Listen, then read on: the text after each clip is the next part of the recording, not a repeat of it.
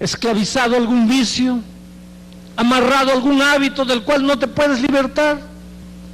Tu hogar se está cayendo a los pedazos, no lo puedes salvar. Tu hijo está muriendo en la promiscuidad, en la miseria, no lo puedes rescatar. Tu negocio ha fracasado, crees que no te puedes levantar. Hace mucho tiempo que estás sin empleo, crees que Dios se ha olvidado de ti. Pues clama.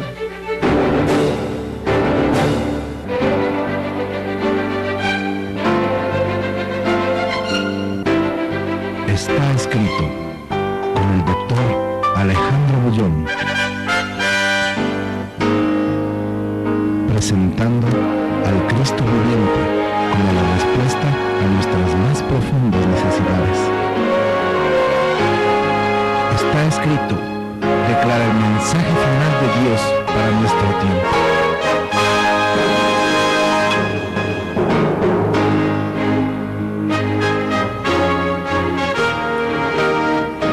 Queridos televidentes, es un gusto encontrarnos con ustedes nuevamente para escuchar los mensajes de fe y esperanza, inspirados en la Biblia por la palabra del doctor Alejandro Bullón.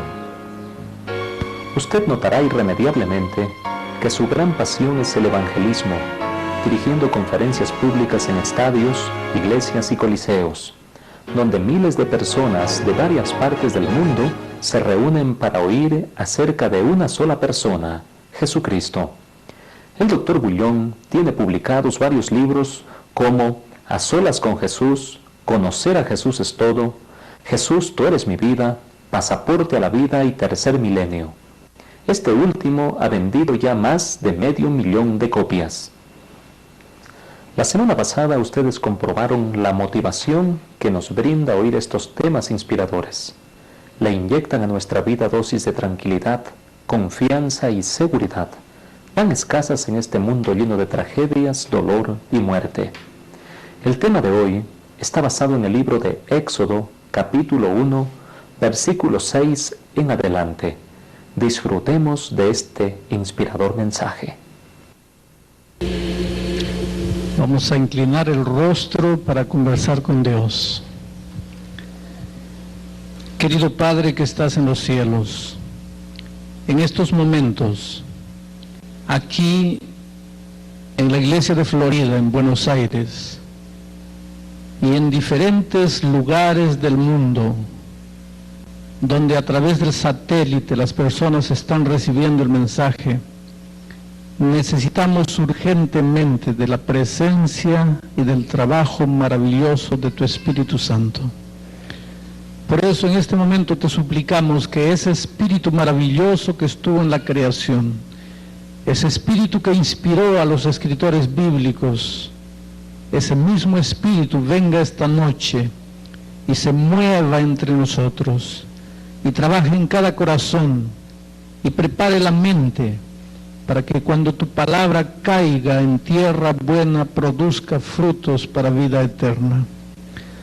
Padre querido, no queremos abrir la Biblia en este momento sin tener la seguridad que primero nuestros corazones están siendo curados, nuestras heridas están siendo limpiadas, lavadas, ungidas con aceite. En este momento hay miles y miles de personas en diferentes países, algunos ahí delante de la televisión, delante de la pantalla, suplicando en su corazón por un milagro, tal vez viviendo un momento difícil, sintiendo que no tienen más fuerzas, sintiéndose completamente derrotados, incapaces de vencer. Son personas que han luchado, han intentado, han prometido, se han levantado una y otra vez, pero parece que nada da resultado. Y en este momento están esperando un milagro tuyo. Oh Dios poderoso, el Dios maravilloso de Israel, el Dios creador del cielo y de la tierra. En este momento nos dirigimos al trono de tu gracia como hijos tuyos. Confiamos en tus promesas maravillosas. Hemos visto milagros en la vida de muchas personas cuando abrimos la Biblia. Jesús, cuando estuvo en esta tierra, abrió el ojo de los ciegos, hizo andar a los cojos, abrió el oído de los sordos. curó leprosos y hasta resucitó muertos. ¿Por qué tú no puedes hoy día abrir los ojos de los ciegos espirituales? ¿Por qué no puedes sacar de nuestra vida la lepra maldita del pecado? ¿Por qué no puedes resucitarnos si por ventura estamos adormecidos o muertos en la vida espiritual?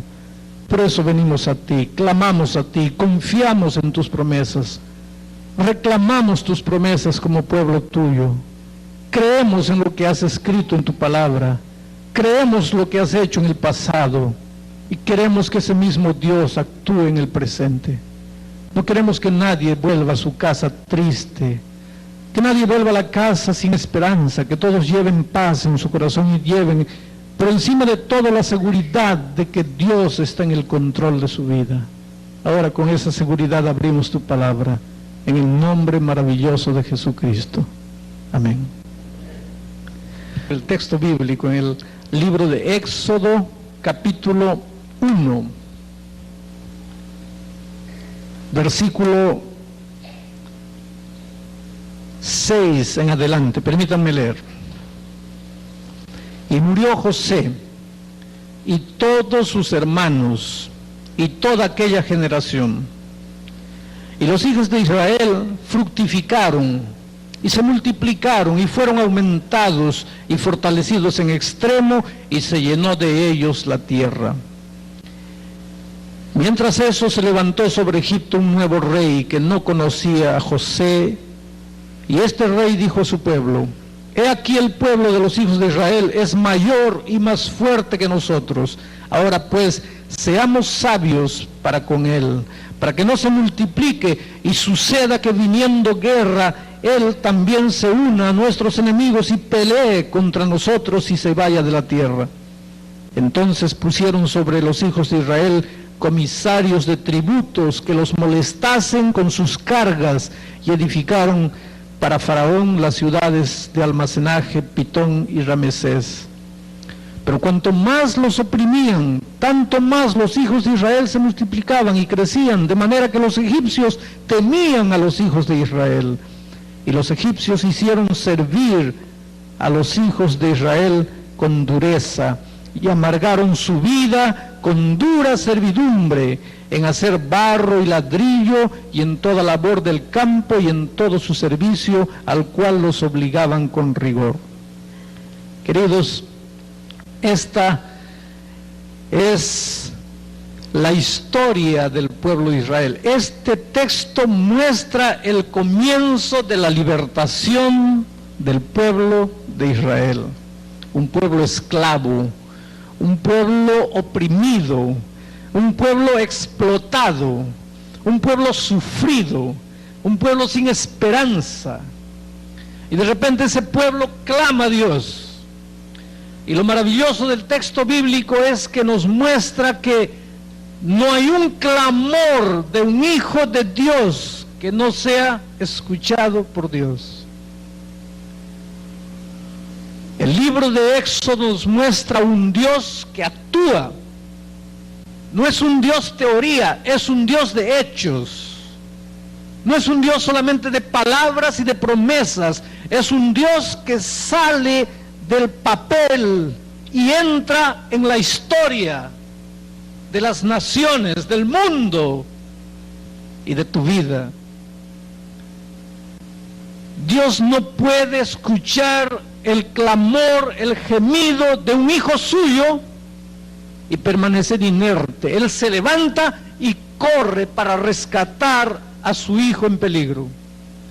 Y yo puedo entender, aunque sea pálidamente, yo puedo entender la prontitud con que Dios corre para rescatar a sus hijos, porque también soy padre, y soy padre de 4 jóvenes, para mí maravillosos,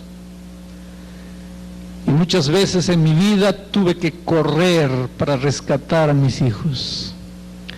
Cuando mi esposa y yo éramos misioneros en la selva del Perú, en la Amazonía, trabajando en la tribu de los indios Campas, un día mi hijito de 10 meses cayó al río y desapareció en las aguas. Y yo no pensé 2 veces y me arrojé al río.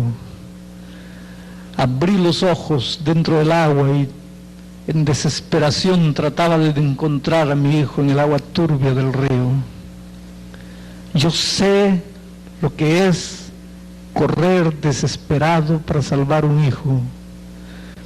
Un sábado de mañana me preparaba para salir a la iglesia, estaba todavía de pijama cuando oí el grito desesperado de mi esposa. Mi hijito menor, el último, había caído de la mesa, se golpeó la cabeza y estaba inconsciente. Y yo no pensé 2 veces de cambiarme la ropa. Me fui, agarré a mi hijo, agarré el coche y así de pijama corrí al hospital y yo corría por los corredores del hospital de pijama y todo el mundo veía al pastor Bullón de pijama corriendo de un lado para otro. Mi hijo estaba muriendo. Yo sé lo que es correr para salvar a un hijo. Cuando llegamos al Brasil hace muchos años atrás, no sabíamos hablar portugués, y en una ciudad como Belo Horizonte, 2 millones de habitantes, nuestro hijito se perdió. En medio de la multitud, en el centro de la ciudad, mi esposa y yo corríamos de un lado para otro y yo no sé cómo hablábamos portugués para hacernos entender, porque nuestro hijo estaba perdido. Yo sé lo que es correr cuando un hijo está en peligro. De repente en este momento yo estoy predicando para un hombre, una mujer cuyo hijo está hundido en el mundo de las drogas. Y tú serías capaz de dar la vida por tu hijo. Tal vez tu hijo nunca sepa, pero tú pasas noches y noches llorando, arrodillado, clamando a Dios. Y tú eres capaz de ir a cualquier lugar para buscar a tu hijo. Tal vez esté predicando para un padre, una madre cuyo hijo nació y creció en la iglesia y hoy está lejos de Dios, fuera de la iglesia. Yo sé lo que es correr atrás de un hijo. Yo también tengo hijos jóvenes y pasaron por la adolescencia cuando en algún momento yo pensé, ¿será que un hijo mío se va a perder? Yo sé lo que es salir en la noche buscando a un hijo para rescatarlo. Y por la gracia de Dios, mis hijos hoy día ya están casi adultos, amando a Jesús con todo su corazón y dentro de la iglesia. Pero yo sé lo que es correr en la noche buscando a un hijo. Por eso, aunque sea pálidamente, entiendo a mi Dios. Su hijo, su maravilloso pueblo de Israel, estaba oprimido, esclavizado, preso, y clamó, y Dios corrió en su auxilio.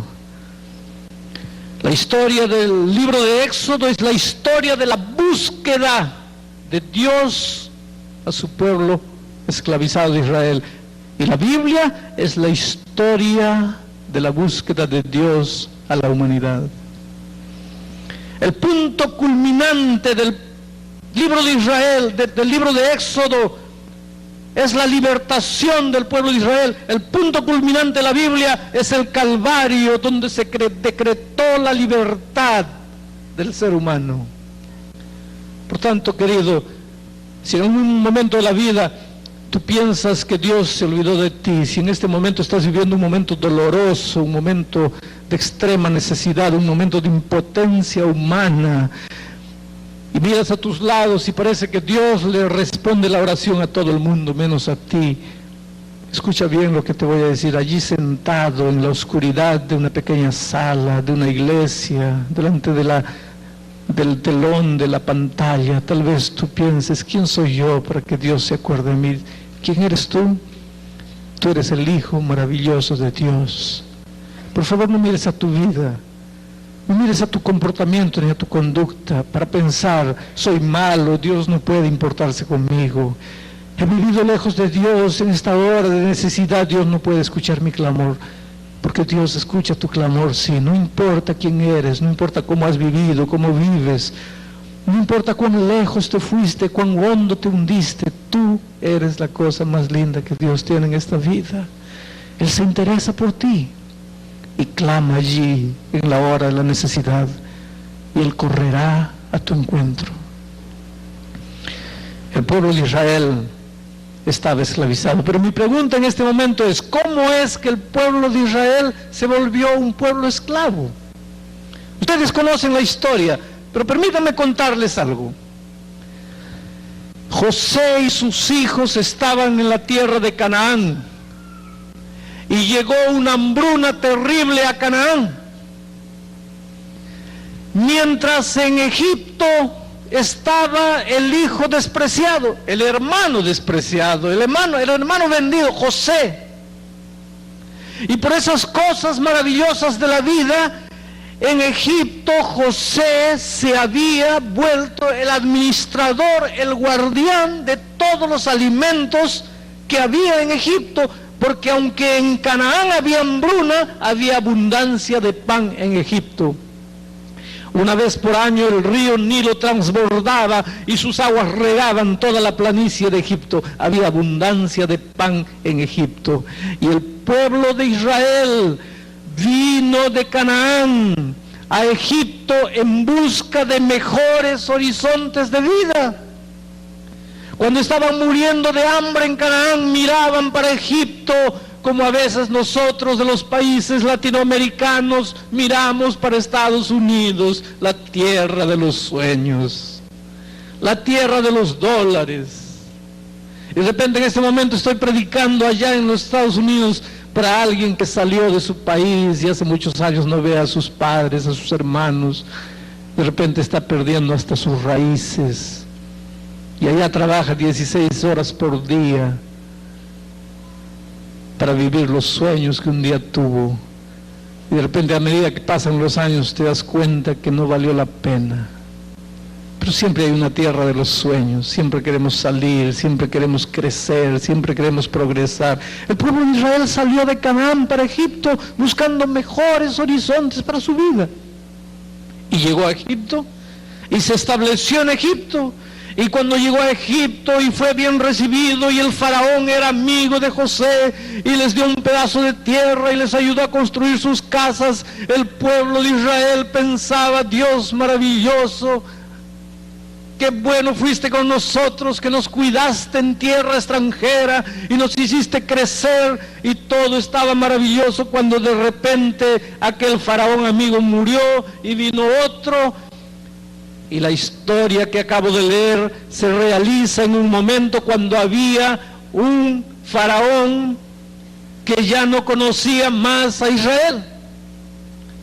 En el momento ya eran más o menos 3 millones de israelitas. Es un número capaz de dar miedo a cualquiera. Y Faraón pensó: este pueblo se está volviendo peligroso, porque si nosotros entramos en guerra con algún país vecino, este pueblo se puede juntar a nuestros enemigos y estamos perdidos. Entonces tenemos que controlarlos, y comenzaron a infernizarle la vida al pueblo de Israel. Un nuevo faraón siempre trae problemas a nuestra vida. Estaré predicando en este momento para un joven universitario que no tenía problemas de guardar el sábado, mientras tenía un profesor amigo, pero en este momento entró un profesor que no te conoce y no te quiere dar el sábado libre. Estaré predicando en este momento para una persona que tenía permiso para trabajar el viernes hasta las 5 de la tarde y salir, y no trabajaba el sábado, pero entró un nuevo gerente a la fábrica y él te obliga a que salgas a las 8 de la noche y que trabajes el sábado. Los nuevos faraones siempre traen nuevos problemas a nuestra vida. Tal vez tú puedas entender entonces cómo es que se sentía el pueblo de Israel en aquel lugar. Pero no quedó por ahí. Faraón decretó la muerte de todos los niños varones que naciesen en el pueblo de Israel. Las parteras eran egipcias. ¿Ustedes se dieron cuenta por qué las parteras eran egipcias? Porque el pueblo de Israel no podía ir a las universidades. Obstetricia solo podía ser estudiado por las hijas de los egipcios, no por las hijas de Israel. Ellas tenían que cuidar de los del ganado, no estaban las universidades abiertas para ellos. Por eso las parteras eran egipcias.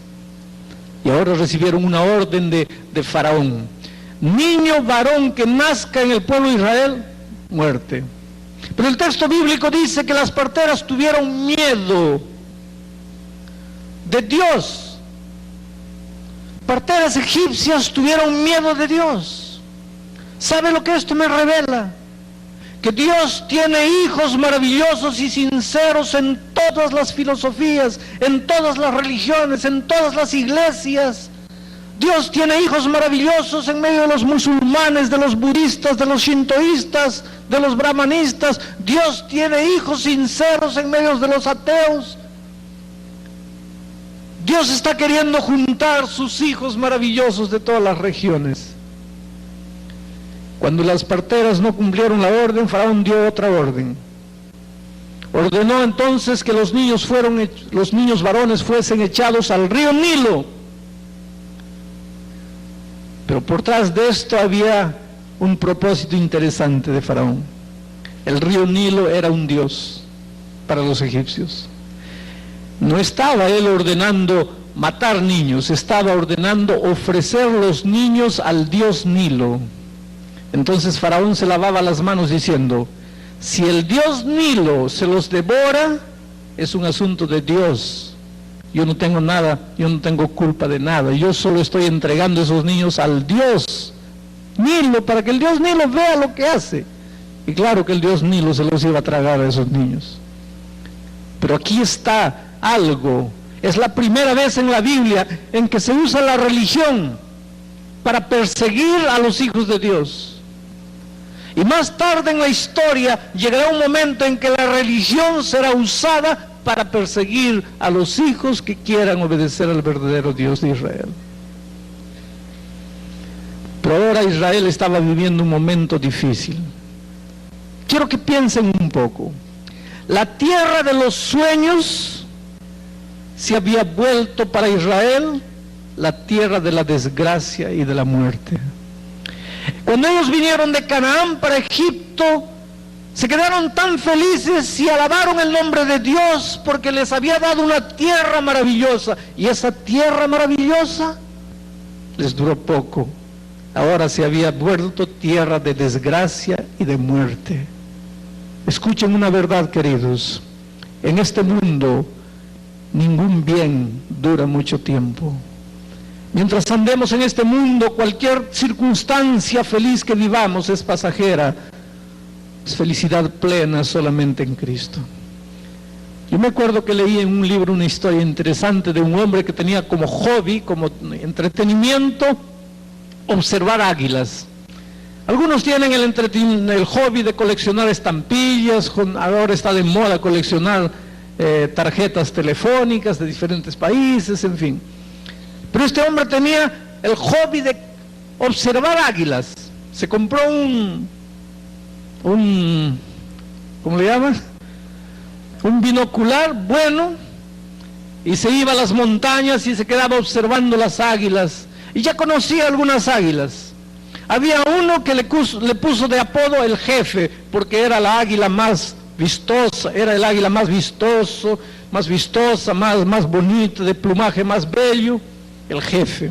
Un día él estaba observando con su binocular al jefe, el águila más grande, cuando de repente observó que el águila se preparaba para agarrar alguna presa.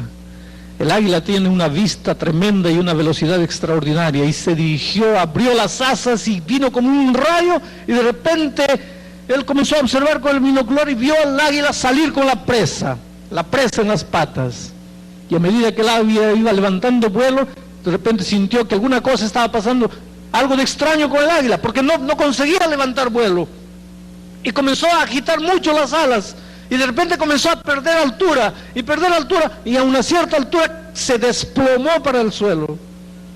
Entonces el observador dijo: quiero ver qué es lo que pasó, qué misterio es ese. Y caminó casi media hora para llegar al lugar donde el águila cayó. Y cuando llegó allá, descubrió que el águila estaba ahí, con la presa en sus garras. Pero desgraciadamente había agarrado un tejón y el tejón había destrozado las entrañas del águila. Es decir, el águila había conquistado su premio, había conquistado su presa, había alcanzado su victoria, pero la victoria fue su desgracia.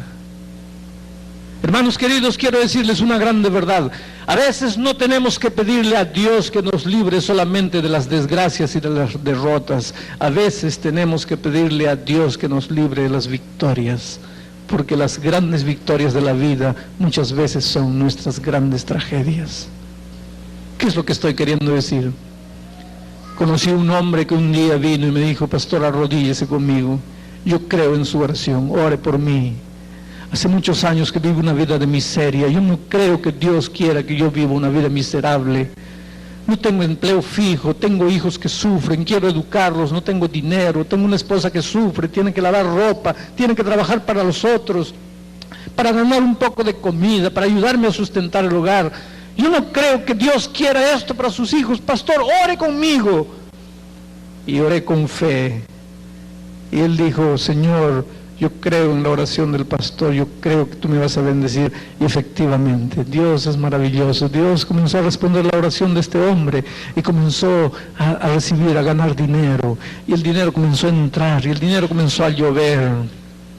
Algunos años después me encontré con la esposa de él. ¿Dónde está? Estoy divorciada. ¿Cómo divorciada? Cuando comenzó a entrar dinero, mucho dinero, comenzaron a aparecer las mujeres. Se volvió un mujeriego. Un día me abandonó con los hijos, se fue. Hoy día es un borracho, un hombre que vive con mujeres, un hombre que no quiere saber nada de la iglesia, un hombre que no se acuerda de los hijos, ha perdido el respeto de los hijos. Su victoria fue su desgracia. A veces tenemos que pedirle a Dios que nos libre de nuestras propias victorias. Conocí una chica que un día vino, había perdido 3 exámenes de ingreso. Yo no sé si aquí en este país para ingresar a la universidad se presta un examen. En muchos países solo pueden hacer un curso universitario quienes pasan el examen de ingreso a la universidad. Esta chica ya había perdido 3 años seguidos el examen y decía: pastor, estoy envejeciendo y no voy a realizar nunca mi sueño de ser una profesional. Ore conmigo. Y oré con esta niña. Y ella dice: pastor, yo creo, ahora después de levantarme la oración, yo creo que voy a entrar a la universidad. Y entró a la universidad. Y hoy día está fuera de la iglesia y lejos de Dios y no quiere saber nada. Y sus padres me dicen: ella mira la iglesia y dice: no me hablen más de Jesús ni de la iglesia. Esa fue una etapa superada de mi vida. Su victoria fue su desgracia. A veces tenemos que pedirle a Dios que nos libre de nuestras grandes victorias, porque quién sabe eso sea nuestra tragedia. ¿Cuántas personas se casan a los 40 años cuando piensan que ya no se van a casar más? Se casan llenas de ilusiones y de sueños, chicas que después tienen que llorar la desgracia de un matrimonio que no fue natural, fue forzado. La infelicidad de vivir un matrimonio sin mucha perspectiva. Hermanos, lo que Dios nos está enseñando esta mañana es que en esta tierra, en este mundo, la felicidad es pasajera, las cosas son pasajeras, los momentos bonitos son pasajeros, y que nuestra única plenitud está en Cristo. Israel salió de Canaán, vino a Egipto, era la tierra de los sueños. Algunos años después, la tierra de los sueños ya no era más la tierra de los sueños, era la tierra de la desgracia, de la muerte, de la esclavitud, de la miseria. Ahora lo maravilloso de Dios es que Él no duerme. Él siempre está despierto para escuchar el clamor de sus hijos. Y esta semana, para todos los países hispanos del mundo, estaremos predicando justamente del libro de Éxodo, el libro de la libertad. No hay un clamor sincero de un hijo que pase desapercibido para Dios. Él puede correr, Él puede alcanzar a sus hijos en el momento más oscuro, en el momento más tormentoso, cuando ya no hay más esperanza, cuando parece que todo está perdido. Él es capaz de llegar y libertar. ¿Estás esclavizado a algún vicio? ¿Amarrado a algún hábito del cual no te puedes libertar? ¿Tu hogar se está cayendo a los pedazos? ¿No lo puedes salvar? ¿Tu hijo está muriendo en la promiscuidad, en la miseria? ¿No lo puedes rescatar? ¿Tu negocio ha fracasado? ¿Crees que no te puedes levantar? Hace mucho tiempo que estás sin empleo. ¿Crees que Dios se ha olvidado de ti? Pues clama. Dios, el Dios de Israel, es el Dios de los milagros, el Dios todopoderoso, el Dios capaz de hacer maravillas. Y esta semana Dios está dispuesto a hacer maravillas en tu vida. Ahora, si hay una cosa clara en el texto bíblico, es que Dios nunca forzó a sus hijos a hacer nada. Y es algo que yo he visto a lo largo de mi vida y mi ministerio. Seres humanos que estaban completamente arruinados y Dios no podía hacer nada por ellos. Hasta que un día, cuando llegaron al límite, cuando humanamente no tenían más fuerzas, clamaron a Dios. Y yo no conozco una vida, no conozco la vida de un hombre que en desgracia haya clamado a Dios y Dios no haya obrado el grande milagro de libertación. Solo que Dios es cortés. Si hay una cosa maravillosa que admiro en Dios, es su capacidad de respetar la libertad humana. Él podría haber colocado dentro de nosotros un mecanismo interior como el hambre o como la sed. Por más que digas, no voy a comer, cuando llega la hora de comer, hay un mecanismo interior que te obliga a comer. Por más que dices, no voy a beber, hay un mecanismo interior que se llama sed y que te obliga a beber agua. Y Dios podría haber colocado dentro de nosotros un mecanismo interior que te obligase a obedecer, aunque no quieras obedecer. Que te obligase a andar en sus caminos, aunque no lo quieras. Pero Dios es respetuoso.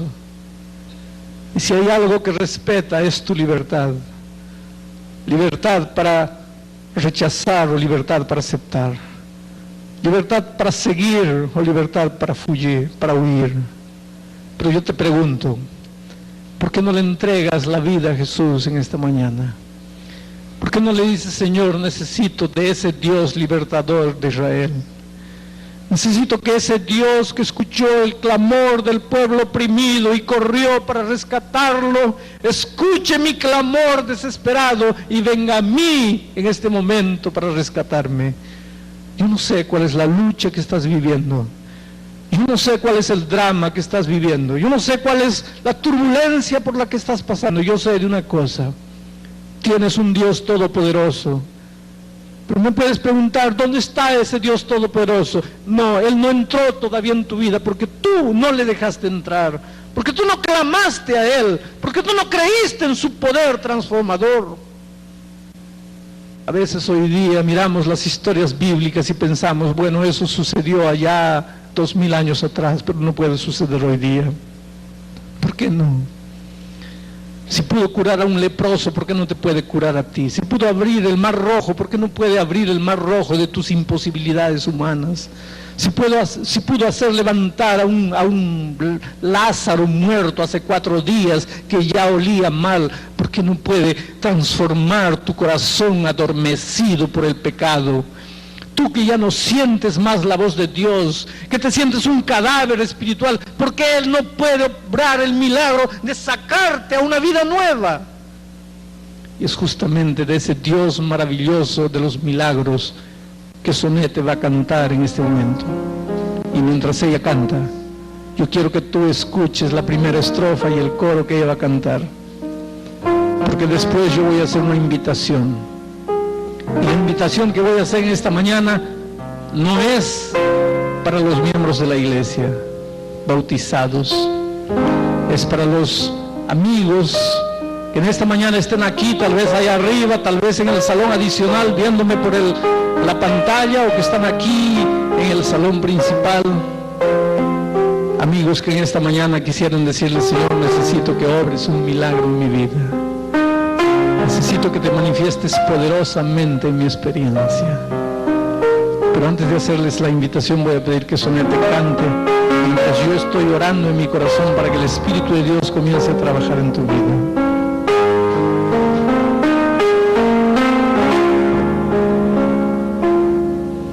Me pregunto si me entiendes que ves en mí. Oh Señor, yo no soy quien debiera ser, pero tú con tu amor me limpias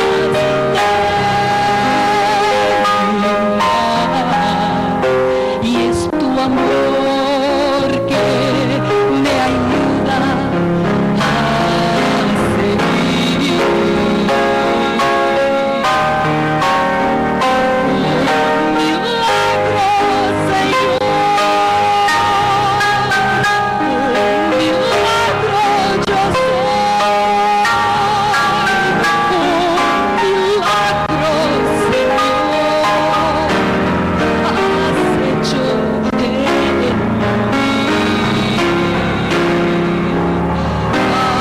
Hasta el día final, yo te alabaré. Un milagro, Señor,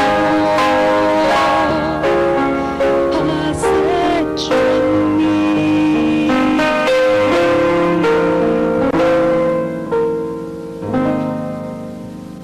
¿Cuál es el milagro que quieres que Dios haga en tu vida? Yo pregunto en este momento: ¿hay alguien que quisiera levantarse y venir esta mañana aquí entregándole la vida a Jesús, expresando su deseo de estudiar más la Biblia, de conocer más a Jesús, de conocer más las promesas maravillosas de Dios? Alguien tendrá que ser la primera persona en levantarse y venir. Si estás allá arriba o si estás en los salones adicionales y allá en las diferentes iglesias de todo el mundo, en este momento levántate y ven adelante. Levántate sin miedo. Gloria a Dios por esa linda decisión. Y mientras ella va cantando, levántense y vengan aquí y quédense aquí delante conmigo. Aquí nomás, aquí. Ahí, quédense aquí, colóquense en pie aquí. Mientras ella va cantando, levántense lentamente. En caminos de perdición andaba yo, pero tú me trazaste un plan de amor sin fin. Respondiste mi oración de fe, Señor. Desde hoy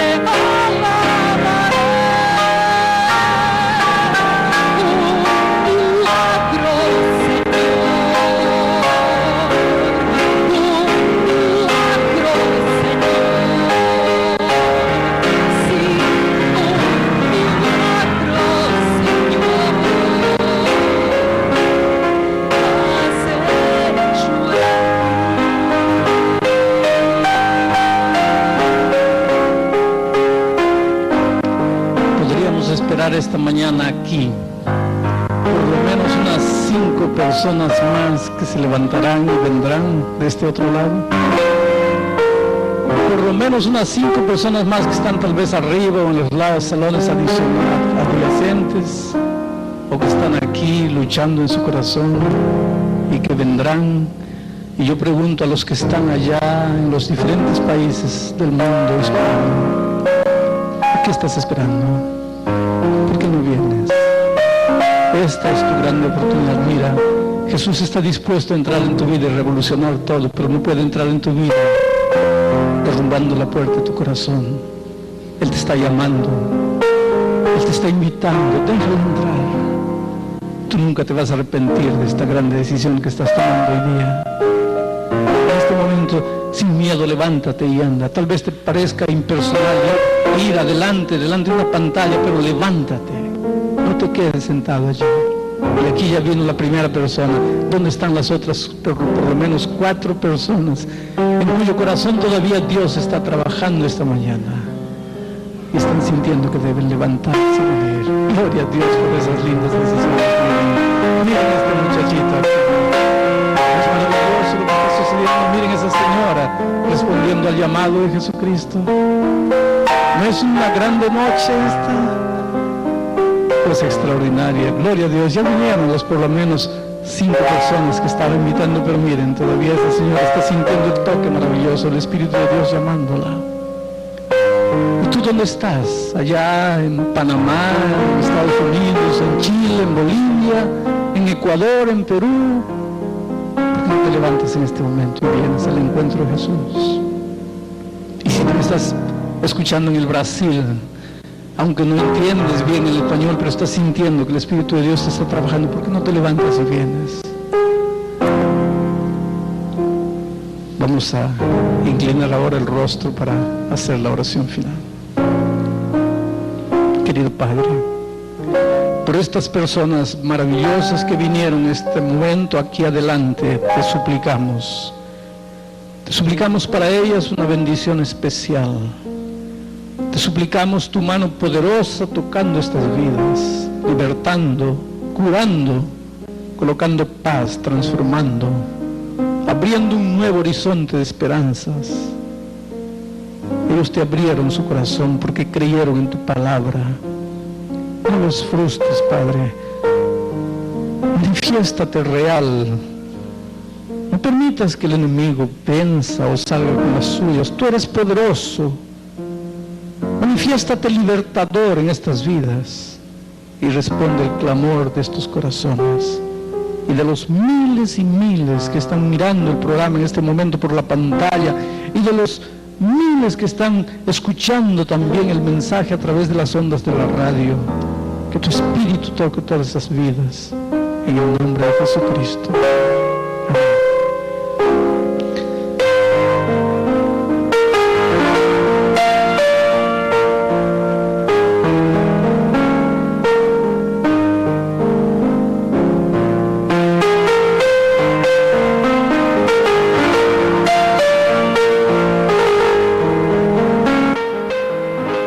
Si usted quiere conocer más acerca de nuestro Señor Jesucristo, tengo un hermoso obsequio para usted. La única esperanza. Solamente llamando a nuestros teléfonos que aparecen en pantalla. La historia terrenal de Cristo se halla escrita en toda manifestación de la naturaleza, en cada fase de la experiencia humana, en cada acto de la vida. Ese conmovedor relato ha sido contado muchas veces con elocuencia, y en el libro La única esperanza usted lo encontrará en lenguaje sencillo. ¿Por qué? Porque la gloria de Jesús de Nazaret sobrepasa el arte de los hombres y brilla de forma más refulgente con su lustre propio. Comuníquese con nosotros al 423-234 y recibirá este material gratuitamente. No lo olvide, 423-234. Ha sido un gusto compartir y disfrutar de este refrigerante tema. Piense no en lo triste que está, sino en la alegría que desde hoy le puede brindar el amor de Cristo Jesús. Nos veremos la próxima semana y recuerde, no solo de pan vivirá el hombre, sino de toda palabra que sale de la boca de Dios.